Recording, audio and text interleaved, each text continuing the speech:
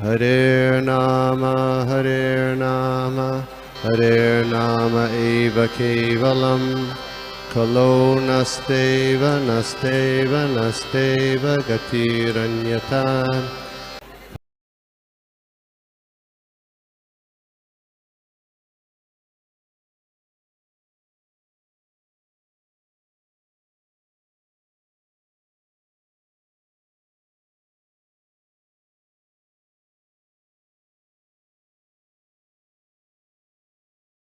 Okay. हरे कृष्णा.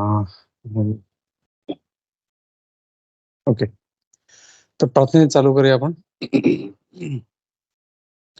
नमो विष्णुपादाय कृष्णप्रेष्ठाय भूतले श्रीमते भक्ति वेदांत स्वामिनिति नामिने नमस्ते सारस्वती देवी गौरवाणी प्रचारिणे निर्विशेष शून्यवादी पाश्चात्य देशतारिणे जय श्री कृष्ण चैतन्य प्रभु नित्यानंदा श्री अद्वैत गदाधर शिवा साधि गौर भक्त वृंदा.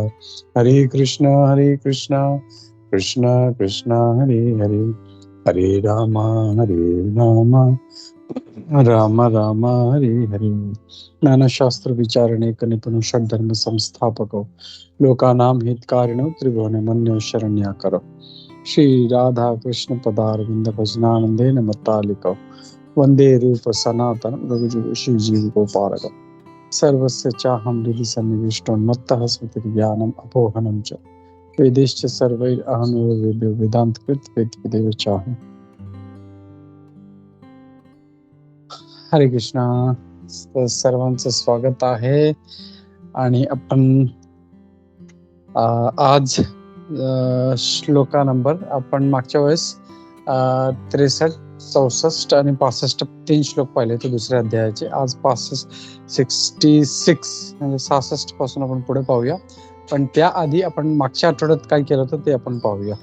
ठीक आहे, कोणाला आठवत आपण रिकॅप करूया. कोणाला आठवतं काय केलं होतं मागच्या आठवड्यात? हरे कृष्ण प्रभूजी. एक मिनिट. प्रभूजी आज पण अक्षरा माताजी आणि अर्चना माताजींना तेच येतं message, hang tight we're opening Microsoft Teams. त्यांना टीम्स ऍप रिइन्स्टॉल करायला सांगा. मध्ये हा अनइन्स्टॉल करून परत रिइन्स्टॉल करायला सांगा. ओके प्रभूजी. ओके. या थँक्यू माता. हरे कृष्ण. तर आपण 3 श्लोक पाहिले होते. श्लोका नंबर 63, 64 आणि 65. तर काय पाहिलं होतं आपण मागच्या आठवड्यात, म्हणजे पुढचा आजचा जो श्लोक आहे त्याचं कनेक्शन काय आपल्याला ते समजेल ते आपल्याला.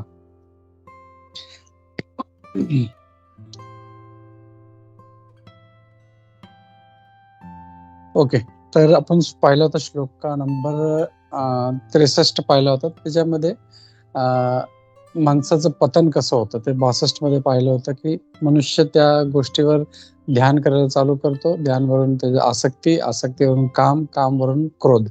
आणि 63 मध्ये पाहिलं तर क्रोध मधून त्याला संमोह निर्माण होतो. संमोहातून स्मृती त्याची भ्रमित होते आणि स्मृती भ्रमित झाली की त्याचा बुद्धीचा नाश होतो. हे आपण पाहिलं होतं श्लोका नंबर 63 मध्ये.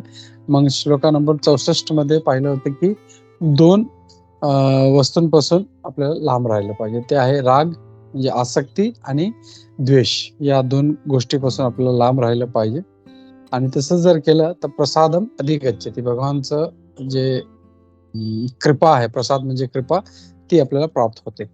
आणि 65 मध्ये हरे कृष्ण, भगवानचं प्रसाद प्राप्त झाल्यावर काय होतं, प्रसादे सर्व दुःखानां हानी रस्योपजायते, म्हणजे सर्व दुःख आहे ते त्याची हानी होऊन जाते. त्याचे सर्व दुःख त्याचा नाश होतो आणि शेवटी आपली जी बुद्धी आहे ती फोकस होते.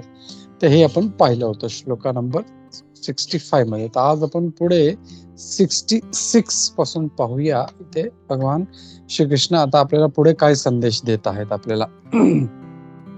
श्लोका नंबर 66. मी तोडून बोलतोय, पण रिपीट करायचं, रिपीट करू शकता. नास्ति बुद्धिर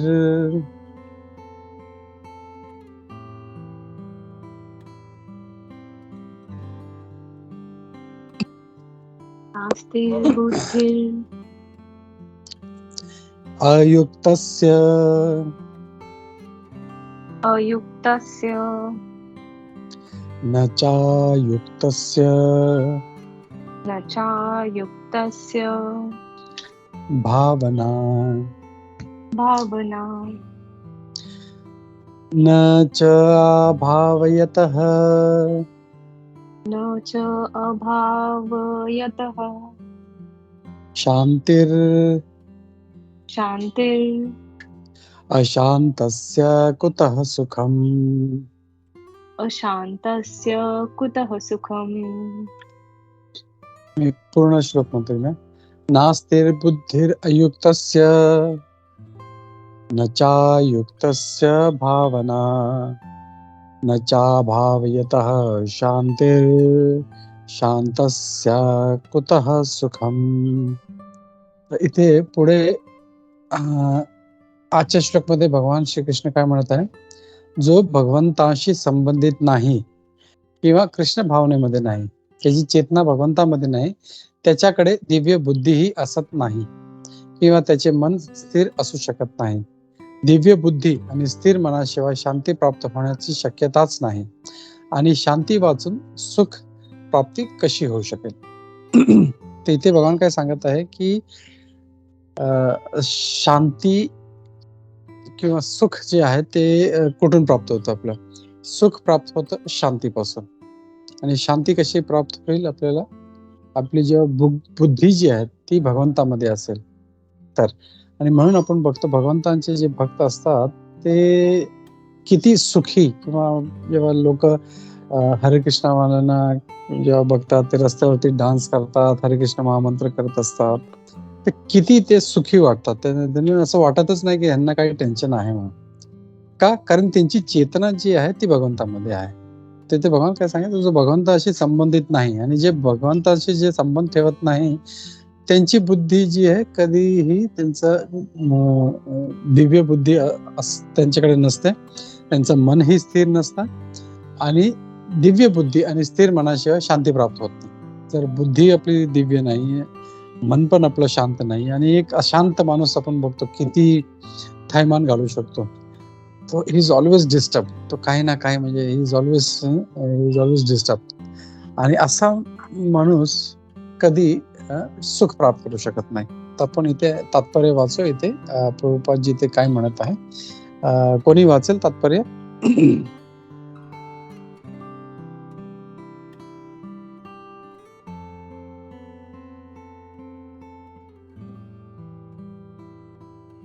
मी वाचू का? ओके तुझी ओके ओके ओके माताजी. मला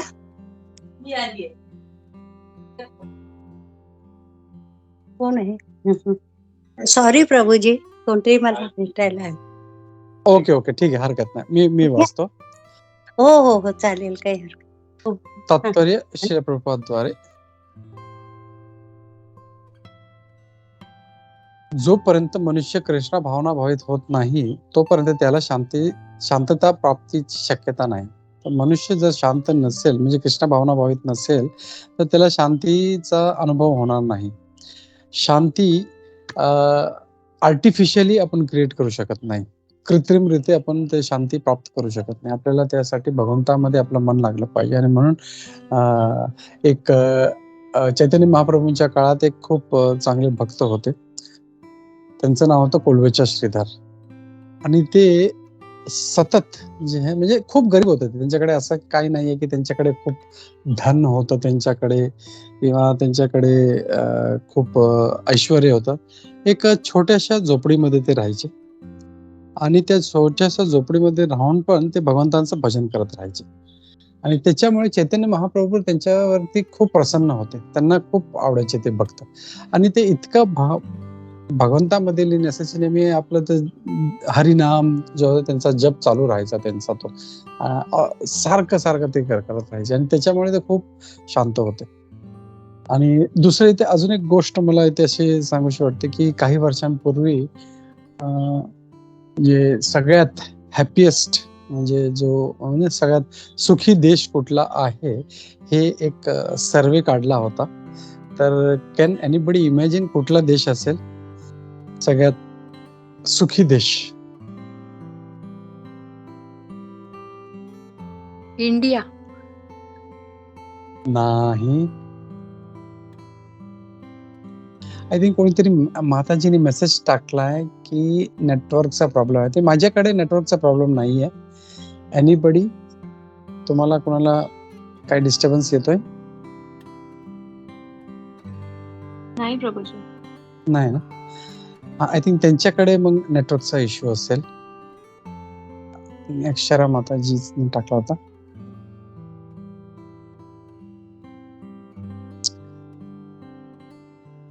सॉरी. ओके. तर अजून कुठलं कोण? May be.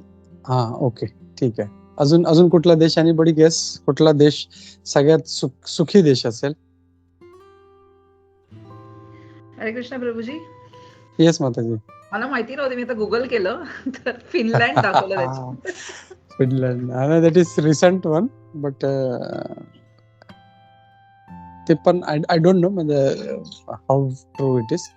पण हे जे आहे या असू शकतं फिनलँड पण, बट सगळ्यात म्हणजे ते एका महाराजांनी सांगितलं होतं सगळ्यात सुखी देश जो होता त्या आय डोंट नो किती वर्षापूर्वी, पण तेव्हा Bangladesh that was the happiest country.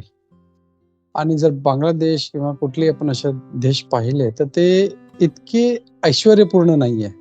Actually तसं जर पाहिलं तर लोकांना वाटेल अमेरिका किंवा जे असे ऐश्वर्यपूर्ण देश आहेत ते सगळ्यात जास्त सुखी असतील, पण नाही. आपण जर सगळं पाहिलं तर सगळ्यात जास्त क्राईम अमेरिकामध्ये, सगळ्यात जास्त मेंटल प्रॉब्लेम, सायकोलॉजिकल प्रॉब्लेम्स, सगळ्यात जास्त जिथे सायकॅट्रिस्टची गरज लागते दॅट कंट्री इज अमेरिका. इंडियामध्ये आज सायकॅट्रिस्ट काय आहे कोणाला माहितच नाहीये, पण ते इतके डिस्टर्ब असतात. एवढं ऐश्वर्य आहे, एवढे पैसे सगळे असून पण. तर ह्याचा अर्थ मला सांगायचा उद्देश हे आहे की ऐश्वर्य हे तुम्हाला सुख किंवा शांती किंवा जे मनाला जे पाहिजे असतं ते सुख, ते पैशाने प्राप्त होणार नाही. ते फक्त एकाच वस्तूने प्राप्त होईल, ते आहे भगवंताचं नाव. भगवंताचं नाव जर घेतलं म्हणजे कुणाला वाटेल की मी चांगलं काहीतरी कुठलं तरी 5 स्टार हॉटेल जाऊन खाल्लं की मला बरं वाटेल, किंवा कुठला मूवी पाहिला की मला बरं वाटेल, बट दॅट इज टेम्पररी. किंवा काही लोक शांतीसाठी ड्रग्ज घेतात, बट किती वेळ चालतं ते हाई होतात किंवा त्यांना बरं वाटतं इट्स फॉर सम टाइम, आणि त्याच्यानंतर त्यांना जो त्रास होतो जेव्हा ते परत डाऊन जातात दॅट इज हॉरिबल. त्याच्यापेक्षाही म्हणजे ते दुप्पट जे त्यांच्या डोक्यावर वाईट परिणाम होतो. सो हे जे आर्टिफिशियल कृत्रिमरित्या आपण सुख प्राप्त करू शकत नाही. सुख प्राप्त करण्यासाठी एकच जो उपाय आहे तो भगवंताचा नाव. आणि आपण बघतो आपण जे जसं तुकाराम महाराज, मी नेहमी त्यांचं उदाहरण देतो. तुकाराम महाराज ते काही ऐश्वर्यपूर्ण नव्हते, छोट्याशा झोपडीमध्ये राहायचे आपले, आणि सारखं पांडुरंग पांडुरंग सारखं त्यांचं देवाचं नाव चालायचं, पण किती सुखी होते ते. तर जसं या श्लोकामध्ये सांगितलं आहे की देवाचं नाव किंवा जे कृष्ण भावना भावित जर असेल माणूस, भगवंताशी कनेक्टेड असेल, तर ते सुखी असेल. आणि आपण बरेचसे शास्त्रामध्ये असे संत जे आहेत त्यांची जीवनी बघू शकतो, आणि वी कॅन इमॅजिन, म्हणजे आपल्याला समजू शकतं की ते किती हे भगवंत जे ते म्हणत ते किती खरं आहे ते. ठीक आहे. पुढे मी परत शेअर करतो ते.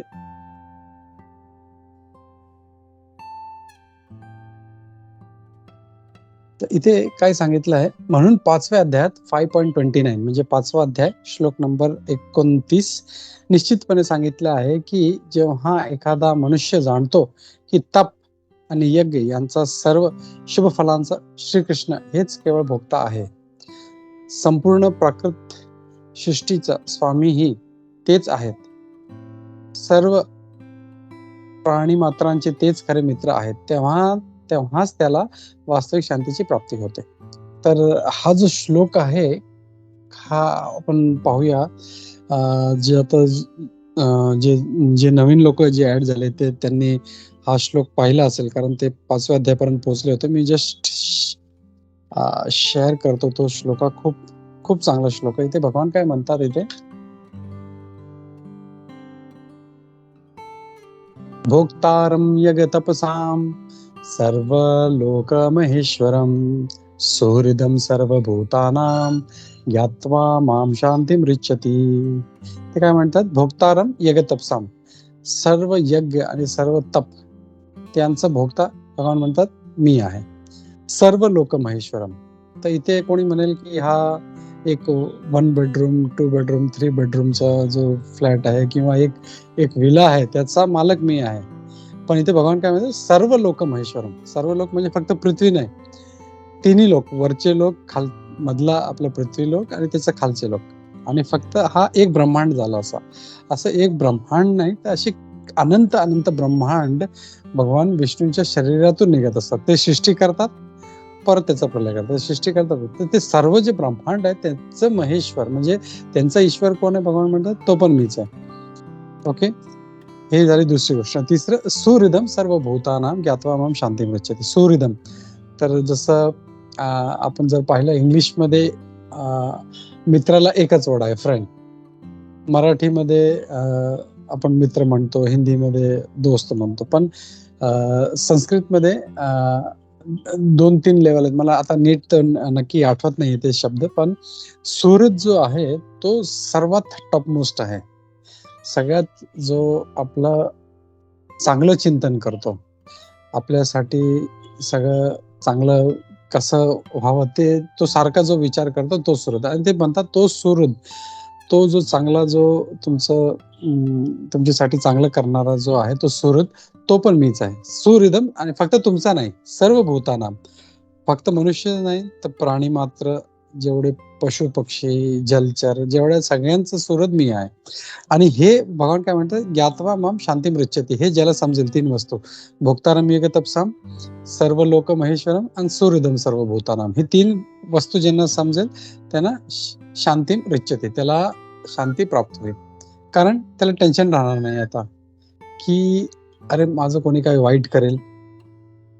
तर त्याला माहिती आहे सुहृदम सर्व, तर भगवान जे आहेत ते माझे मित्र आहेत, ते माझं कधी वाईट होऊ देणार नाही. आणि म्हणून प्रल्हाद महाराज, त्यांच्यावरती कितीही मोठं संकट आलं तरी ते घाबरत नव्हते कधी. त्यांना डोंगरावरून फेकलं गेलं तरी ही वॉज हॅपी. ते भगवंताचं नाव घेत होते, ओम नमो भगवते वासुदेवाय, ओम नमो भगवते वासुदेवाय. कुठेही त्यांना विष दिलं तरी तेच मंत्र चालू होता. त्यांना सापाच्या त्या ह्याच्यामध्ये टाकलं होतं गुफेमध्ये, तिथे पण ते चालू होतं. डोंगरावरून फेकलं तरी त्यांना म्हणजे बिलकुल, कारण त्यांना माहिती आहे राखे कृष्ण मारे के, मारे कृष्ण राखे के. जर भगवान कृष्ण जर माझं रक्षण करता आहे तर मला कोणी मारू शकत नाही, आणि भगवान कृष्णाला जर मारायचं असेल तर माझं मग रक्षण कोणी करू शकत नाही.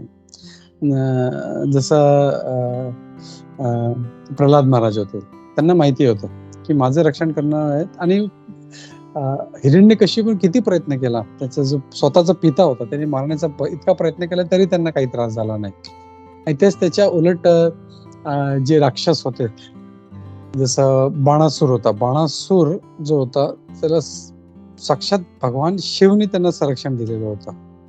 आणि असे कितीतरी असुर होते ज्यांना भगवान शिव त्यांचं रक्षण करायचे.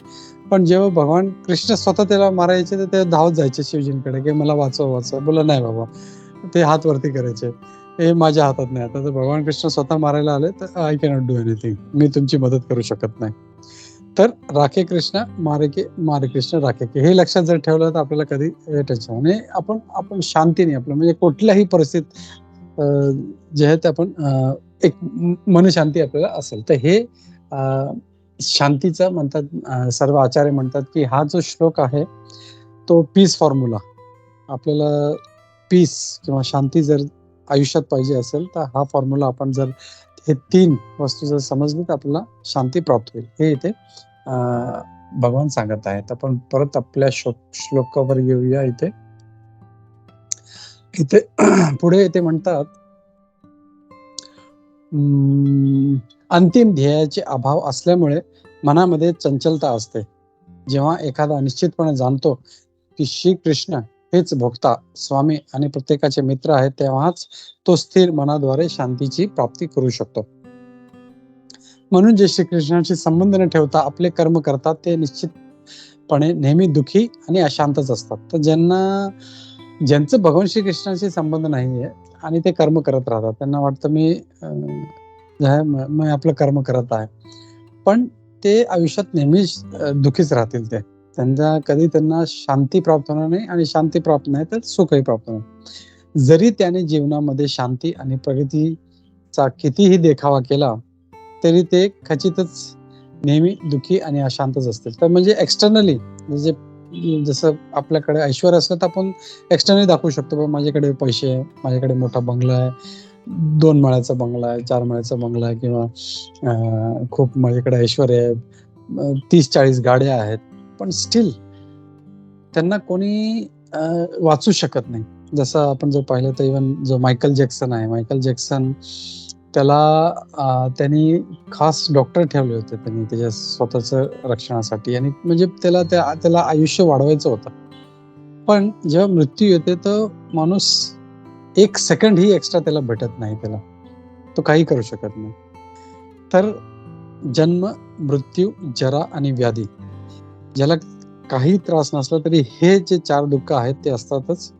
जन्म त्याला घ्यायचाच आहे, मृत्यू त्याचा होणारच आहे. मृत्यू जो आहे, असं म्हणतात, शास्त्रामध्ये सांगितलं गेलं की मृत्यू जेव्हा होतो तेव्हा 40,000 जे बिच्छूला मराठीमध्ये काय बोलतो आपण, विंचू तो एक विंचू चावला तर तो इतका म्हणजे तो त्याच्या विषाने मरत नाही. त्याचा डंक इतका भयानक असतो, इतका त्रास देणार, इतकं दुःख देणार असतो की त्याला त्या वेदनेने तो मरतो.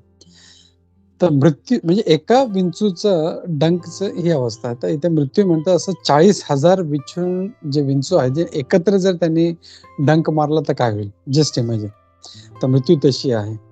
आता कोणाला वाटेल जन्मामध्ये काय प्रॉब्लेम आहे, पण शास्त्रामध्ये सांगितले जन्म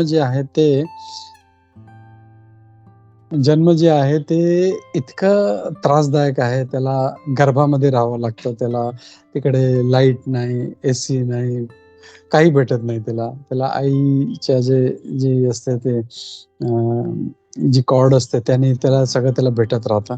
आणि इतका म्हणजे भागवतामध्ये दिलेलं आहे की प्रत्येक क्षणोक्षणी त्याला इतके ते जे पोटामध्ये जे किडे असतात ते त्याला सारखे चावत राहतात त्याच्या अंगाने, आणि त्याच्यामुळे तो सारखं त्याला चेतना येते, सारखं बेशुद्ध होतो, सारखं चेतना येते, सारखं बेशुद्ध होतो. पण जसंच तो बाहेर येतो गर्भाच्या, हे सगळं विसरून जातो. तर जन्म त्रास आहे, मृत्यू, जरा म्हणजे म्हातारपण, आणि व्याधी म्हणजे बिमारी, हे सगळ्यांना आहे. त्याच्या व्यतिरिक्त आपण जे पाहिले, आधिदैविक, आधिभौतिक आणि आध्यात्मिक, हे 3 हे तर काही म्हणजे हा जे पृथ्वी आहे हे मृत्यूलोक आहे. भगवान म्हणतात हे आहे दुःखालयम अशाश्वतम. तर इथे आपण सुख प्राप्त करण्याचा प्रयत्न जो करत आहे तो कृत्रिम आहे. खरं सुख जे आहे, जसं भगवान इथे म्हणत आहे, भगवंताच्या ह्याच्यामध्ये आहे, आपल्याला भगवंताशी संबंध जोडण्यामध्ये. भगवंताशी संबंध नाही किंवा जो कृष्ण भावनेमध्ये नाही, तो नेहमी तो अशांत असेल, आणि अशांत असेल तर कधी सुखही त्याला प्राप्त होणार नाही. तर हे या श्लोकामध्ये सांगितलं आहे. तर ह्याचा सार जर म्हणायचं असेल तर या श्लोकाचा सार असा आहे की आपल्याला सुख प्राप्त करायचं असेल तर भगवंताशी आपल्याला संबंध जोडला पाहिजे. आपण दुसरा अजून एक श्लोक पाहूया, श्लोका नंबर 67. मी श्लोक म्हणतो, कोणाला रिपीट करायचं तर रिपीट करू शकता. इंद्रियाणाम हि चरताम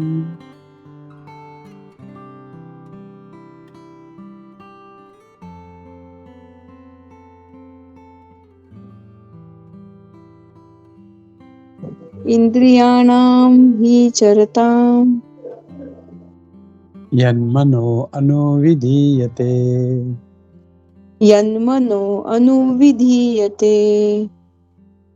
तदस्य हरति प्राज्ञाम्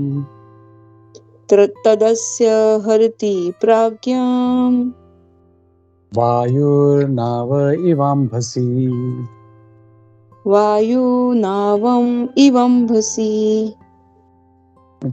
परत एकदा पूर्ण श्लोक म्हणतो. इंद्रियाणाम हि चरताम यन्मनो अनुविधीयते तदस्य हरति प्राज्ञाम वायुर्नाव इवाम्भसि. तर या श्लोकामध्ये काय म्हणतात, ज्याप्रमाणे सोसाट्याच्या वाऱ्याने पाण्यातील नाव इतस्ततः ओढून नेली जाते, त्याप्रमाणे भटकणाऱ्या कोणत्याही एका इंद्रियावर मन केंद्रित झाले तर ते इंद्रिय मनुष्याची बुद्धी हरण करते. तर इथे काय सांगतात भगवान, इंद्रियाणाम ही चरताम. इंद्रिय आपले जर भटकत असेल, आपण मागच्या वेळेस पण पाहिलं होतं की जसं आपले विश्वामित्र मुनींचं एक इंद्रिय त्यांनी जरा लूज ठेवली, जरा ढिली ठेवली आणि त्यांचं पतन झालं. तिथे भगवान तेच म्हणत होते, परत हेच उदाहरण देतात, इंद्रियाणाम ही चरताम यन मनो अनुविधी येते. ते त्याचं बुद्धी हारून टाकेल. आणि कसं इथे सांगतात की जसं वायूर नाव इवांभसी, म्हणजे समुद्रामध्ये ज्यांना एक्सपिरियन्स असेल किंवा मूवीमध्ये पाहिलं असेल, जेव्हा तुफान येतं तर वायू ती कशी ती त्या नावाला किंवा मोठे मोठे शिप्स पण ती पुरं तिचं डायरेक्शन चेंज करून टाकते, त्याला पुरं भटकून टाकते ती. तसं एकही इंद्री आपली जर आपण ढिली सोडली तर ती आपलं ती मनुष्याची जी बुद्धी आहे ती हरण करून टाकेल. तर आपण इथे वाचूया, कोणी वाचेल हे तात्पर्य? हरे कृष्ण हरे प्रभूजी. कृष्ण प्रभू. ओके Yes, अर्चना सोनल माताजी. मते. ठीक आहे. जोपर्यंत सर्व इंद्रिये भगवंतांच्या सेवेमध्ये संलग्न होत नाहीत आणि जर त्यामधील एखादे इंद्रियही विषय भोगामध्ये रत असेल तर भक्ताला दिव्य प्रगती पथावरून मार्गभ्रष्ट करू शकते. अंबरीश महाराजांच्या चरित्रात सांगितल्याप्रमाणे सर्व इंद्रिये कृष्ण भावनेमध्ये निमग्न करणे आवश्यक आहे, कारण मनाला नियंत्रित करण्याची तीच योग्य प्रक्रिया आहे. हरे कृष्ण प्रभू. हरे कृष्ण. थँक्यू माताजी. इथे हे सांगतात की आपले जे इंद्रिय आहेत त्यांना आपल्याला लूज सोडायचं नाही, आपल्याला त्यांना भगवंताच्या सेवेमध्ये लावायचं आहे. आणि हे अमरीश महाराजचं उदाहरण आपण मागच्या वेळेस पण पाहिलं होतं की इंद्रिय ते कसे संयम करायचे. ते आपल्या डोळ्याने नेहमी भगवंताचं दर्शन करत राहायचे, आपल्या हाताने भगवंताचं मंदिर साफ करत राहायचे, आपल्या कानाने नेहमी ते भगवंताचं जे कीर्तन आहे किंवा त्यांचं काही लीला वर्णन आहे ते नेहमी ऐकत राहायचे ते. आणि प्रत्येक इंद्रिय त्यांचं जे मुख आहे ते भगवंताचं स्तुती करण्यामध्ये वापरायचे, पाय भगवंताच्या धाम मध्ये जाण्यासाठी वापरायचे. तर प्रत्येक इंद्रिय जे आहे असं जर त्याला संलग्न ठेवलं त्याला, तर मनुष्याचं पतन होण्याचं काही म्हणजे त्याचं भय नाही, तो फोकस्ड राहील. आणि इथे आचार्य लोक म्हणतात की हे जे इंद्रिय आपण आधी पण पाहिलं होतं की इंद्रिय जे आहेत ते एका विषारी सर्पासारखे आहेत. तर विषारी सर्प किती भयानक असतो. आणि हेच इंद्रिय आपल्याला, जसं आपण विश्वामित्र मुनी आणि दुसरे बरेचसे आपल्याला शास्त्रामध्ये आपल्याला उदाहरण भेटतील की त्यांच्या इंद्रियामुळे त्यांचं पतन होतं. ते विषारी, ते सर्पासारखे आहेत. पण हेच जे इंद्रिय आहे जेव्हा भगवंताच्या आपण सेवेमध्ये लावतो तर हे जे सर्प आहे त्यांचं विष निघून जातं सगळं. ते उलट भगवंताच्या सेवेमध्ये आपल्याला मदत करतात. जसं एक खूप चांगला श्लोक आहे इथे, त्याच्यामध्ये सांगितलंय तो श्लोक काय, ऋषिकेन ऋषिकेश सेवनम भक्ती रुच्यते.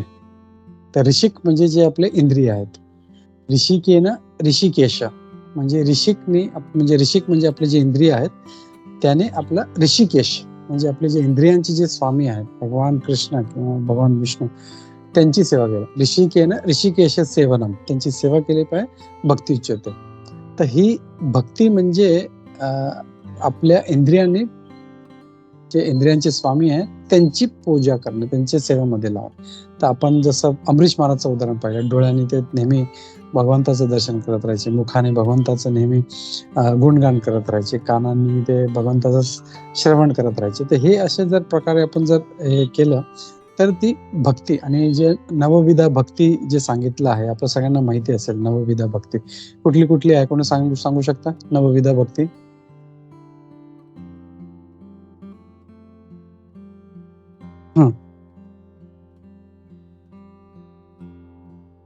एनीबडी?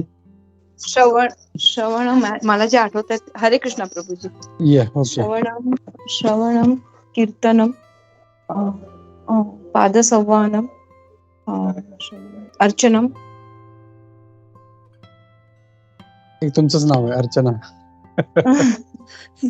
अर्चना ठीक आहे, मी सांगतो. तर या हेमांगिनी माताजी, हरे कृष्ण. हरे कृष्ण. श्रवणम कीर्तनम दास्यम साख्यम अर्चनम वंदनम आत्मनिवेदनम.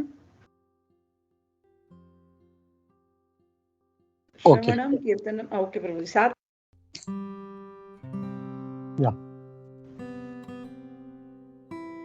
तर हे असे आहेत श्रवणम कीर्तनम विष्णू. श्रवण म्हणजे कीर्तन करायचं. श्रवण शाहरुख खानचं किंवा सलमान खानचं नाही करायचं. श्रवणम कीर्तनम. कीर्तन पण आता आपण पाहतो बरेचसे लोक अरे काय ते सेलिब्रिटी लोकांचेच गुणगान करत राहतात. त्यांचं गुणगान नाही करायचं आपलं श्रवणम कीर्तनम विष्णू. विष्णूचं आपल्याला श्रवण आणि कीर्तन करायचं तर ते उपयोगाचं आहे. लोक करतात श्रवणम कीर्तन करतात, फालतू मूवीज फालतू गोष्टी त्यांनी त्यांचा उद्धार होणार नाही. श्रवणम कीर्तनम विष्णू. इथे भागवतमध्ये सांगितलं श्रवणम कीर्तनम विष्णू स्मरणम पादसेवनम अर्चनम वंदनम दास्यम साख्यम आत्मनिवेदनम. तर हे असे 9 जे आहेत 9 प्रकारचे मार्ग आहेत जे आपण भक्तीसाठी वापरू शकतो. आपण पाहिजे प्रभुपादजी म्हणतात की आणि सर्व आचार्य म्हणतात की आपण पाहिजे 9चे 9 विधी वापरू शकतो. श्रवण करू शकतो, कीर्तन करू शकतो, स्मरण करू शकतो, वंदन करू शकतो, अर्चना करू शकतो, दास्य करू शकतो म्हणजे सेवा करू शकतो. आणि काही नाही ऍटलिस्ट कुठले जरी एक पकडलं आपण फक्त श्रवण करायचं, भगवंताबद्दल आपल्याला श्रवण करायचं तर ते जरी केलं किंवा कीर्तन करायचं जसं तुकाराम महाराज करायचे तर या 9 विधामधून कुठलीही एक विधी जरी पकडली तरी आपला उद्धार हा नक्की होणार आहे. तर ह्या भक्ती मार्गावर चालण्यासाठी हे 9 मार्ग आहेत. त्या 9 मार्ग मधून आपण कुठलाही एक मार्ग जो आपण पकडून त्यात पुढे आपण जाऊ शकतो. तर अमरीश महाराज जे होते ते 9चे 9 करायचे आणि प्रत्येक जे हे विधी आहेत प्रत्येकाचे एक आचार्य आहे. जसं श्रवणम तर जे परीक्षित महाराज आहेत भागवतम मध्ये ते त्याचे आचार्य मानले जातात. श्रवणम त्यांच्यासारखं श्रवण करणार कोणी नव्हतं. श्रवणम कीर्तनम. कीर्तन म्हणजे फक्त टाळ वाजवून कीर्तन करणं, भगवंताचं गुणगान करणे जसं आता मी करत आहे किंवा तुम्ही लोक सगळे भगवंताच्या नामाचा प्रचार करता ते पण कीर्तनच आहे. कीर्तन म्हणजे फक्त संगीत बरोबर नाही, भगवंताचं नावाचं उच्चारण करणे किंवा कुठल्या मित्राला सांगणे. जसं आज तुम्ही क्लासमध्ये काही ऐकलं तर कुठल्या आपल्या मैत्रिणीला किंवा आपल्या नातेवाईकांना सांगितलं अरे आज आम्ही हे ऐकलं, ते पण कीर्तन आहे. तर श्रवणम कीर्तनम. त्या कीर्तनाचे आचार्य आहेत शुकदेव गोस्वामी महाराज ज्यांनी भागवतम सांगितलं. श्रवणम कीर्तनम विष्णू स्मरणम. जे स्मरण आहेत त्याचे आचार्य आहेत प्रल्हाद महाराज. श्रवणम कीर्तन विष्णू स्मरणम. पादसेवनमचे आचार्य आहेत लक्ष्मीजी. लक्ष्मीजी नेहमी भगवंताची सेवा करत असते. आपण नेहमी बघतो कधी पण भगवंताचं विष्णूचं फोटो किंवा इव्हन मूवी मध्ये पाहिलं ते लक्ष्मी त्यांच्या चरणाजवळ असते, त्यांच्या ती पादसेवा करते. श्रवणम कीर्तन विष्णू स्मरणम पादसेवनम अर्चनम म्हणजे अर्चना करणे. तर अर्चना करण्याचे जे आचार्य आहेत ते आहेत पृथू महाराज. मला नक्की नाही आठवत मला, पण त्याचं मी लिस्ट आपल्या ग्रुपवरती टाकेल. तर असे हे वेगवेगळे दास्यम जे आहेत, दास्यमचे हनुमानजी आहेत, असे वेगवेगळे जे आहेत ते सगळे असे आचार्य आहेत आणि त्यांचं आपण फॉलो करू शकतो. असे जे भक्तीमध्ये जे आहेत, जे मोठे जे भक्त आहेत त्यांच्या जीवनामधून आपण शिकलं. फक्त ऐकायचं नाही त्यांच्याकडून, त्यांचं ऐकायचं आणि त्यांनी कसं केलं, काय केलं. जसं लोक सेलिब्रिटीजला फॉलो करतात तसं हे जे आपले खरे सेलिब्रिटी हे सगळे महान भक्त आहेत, ह्यांना आपण फॉलो केलं पाहिजे.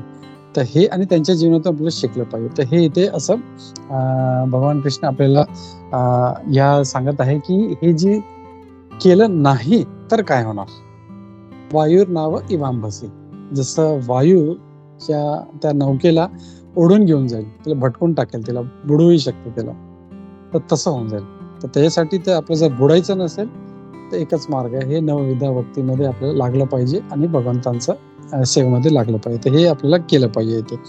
तर आपल्या मनाला इंद्रियांना आपल्याला सूट न देता त्याला संयम धरून ठेवला पाहिजे. जसं उदाहरण आपण पाहिलं होतं कासव कसं जे आपले 5 इंद्रिय पटकन काय लगेच त्याच्यावरती असं वाटलं की मला काय धोका आहे तर लगेच तो आपण खेचून घेतो, तसं आपल्याला त्या कासवासारखं आपल्याला आपल्याला हुशार आणि आपल्याला अलर्ट राहिलं पाहिजे. तर ह्या श्लोकामध्ये आपल्याला हे बघायला भेटतं. तर ठीक आहे, मी इथे थांबतो. हे 2 श्लोक मध्ये जे आहेत, तर जो पहिला श्लोक आहे त्याच्यामध्ये सुख प्राप्त करायचं असेल, शांती प्राप्त करायचं असेल, तर आपल्याला आपली चेतना भगवंतामध्ये लावली पाहिजे हे सांगितलेलं आहे. आणि आपले जे इंद्रिय आहेत त्यांना संयम मध्ये ठेवलं पाहिजे. आणि एकही इंद्रिय कधी आपली जर सुटली किंवा ढिली राहिली तर आपलं जे आहे पतन होऊ शकतं. आणि आपण उदाहरण पण पाहिले होते मागच्या वेळेस, जसं हिरण जो आहे तो शिकारीच्या द्वारे कसा मारला जातो. शिकारी चांगलं वाद्य वाजवतो आणि त्याला आकर्षित करतो, त्याचं पतन होतं. आणि मग विश्वामित्र मुनीचं उदाहरण पाहिलं. विश्वामित्र मुनी त्यांचे कान त्यांचे त्याच्यावर संयम राहिला नाही आणि म्हणून त्यांचं पतन झालं. मग सौभरी मुनी होते. सौभरी मुनी बद्दल तुम्ही कधी ऐकलंय का? सौभरी मुनी नाही प्रभूजी. नाही ऐकलं. हे सौभरी मुनी इतके खतरनाक म्हणजे तपस्वी होते. जस्ट इमॅजिन, म्हणजे विश्वामित्र डोंगरावरती किंवा वरती जाऊन ते तपस्या करायचे का? हे सौभरी मुनी पाणीच्या खाली जाऊन ते हजारो वर्ष तपस्या करायचे. जस्ट इमॅजिन किती मोठे तपस्वी असते. आपल्याला 1-2 मिनिटं पण श्वास रोखता येत नाही, पण ते सौभरी मुनी पाणीच्या खाली जाऊन ते हजारो वर्ष तपस्या करायचे. He was so great. पण एकदा झालं काय, त्यांनी जस्ट डोळे उघडले आणि पाणीमध्ये त्यांनी 2 जे मासे होते त्यांना मेट करताना पाहिलं. लगेच त्यांचं जे आहे त्यांचं हे झालं, त्यांचं बुद्धी खराब झाली आणि ते वरती आले. तिथले त्या राज्याचा जो राजा होता त्याच्याकडे गेलो, बोलले की मला लग्न करायचं. आणि ते इतके म्हणजे म्हातारे, इतके म्हणजे शरीर किती म्हणजे हे होतं त्यांचं, म्हणजे तर त्या राजाला वाटलं की असल्या म्हाताऱ्या माणसाशी, इतके क्रूप माणसाशी हे माझी पोरी कशा लग्न करते. तर ते राजा म्हणतात की माझे 50 पोरी आहेत, तू कोणाला जाऊन विचार. कारण ते नाही बोलू शकत नाही. त्यांना माहिती होतं मी जर नाही बोललं तर मला श्राप देतील, माझा राज्याचा नाश करते. ते बोलते तुम्ही महाराज, तुम्ही कुठल्याही माझ्या 50 म्हणून कुठल्याही मुलीशी तुम्ही विचारा आणि जे लग्न करायचं त्याच्याशी लग्न करा. तर सौभरी म्हणून इतके तपस्वी होते, त्यांना समजलं की याच्या मनात काय चाललंय. ते लगेच ते जात असताना ते आपलं रूप इतकं चेंज करतात, एवढे हँडसम होतात. ते 50 मुली उभी असतात, त्यांच्यासमोर उभे राहतात, बोला की कुणाला माझ्याशी लग्न आहे. ते इतके आकर्षक वाटतात की 50च्या 50 बोलतात आम्हाला लग्न करायचं. आणि ते जस्ट इमॅजिन, ते इतके तपस्वी जे पाणी खाली जाऊन तपस्या करायचे, ते 50 त्यांनी 50च्या 50 मुलीशी लग्न केलं. जस्ट इमॅजिन कसं ते एक डोळ्यांमुळे त्यांचं पतन झालं. मग असे वेगवेगळे उदाहरण आहेत. आपण तर आपल्या हा जो शेवटचा श्लोक की इंद्रियांना आपल्याला संयम धरून ठेवलं पाहिजे आपल्याला, हे खूप महत्वाचं आहे. तर मी इथे थांबतो. कोणाला काही प्रश्न किंवा काही शंका कुशंका असेल तर आपण घेऊ शकतो. हरे कृष्ण. श्री भगवद्गीता यथारूप की जय. श्री प्रभुपाद की जय.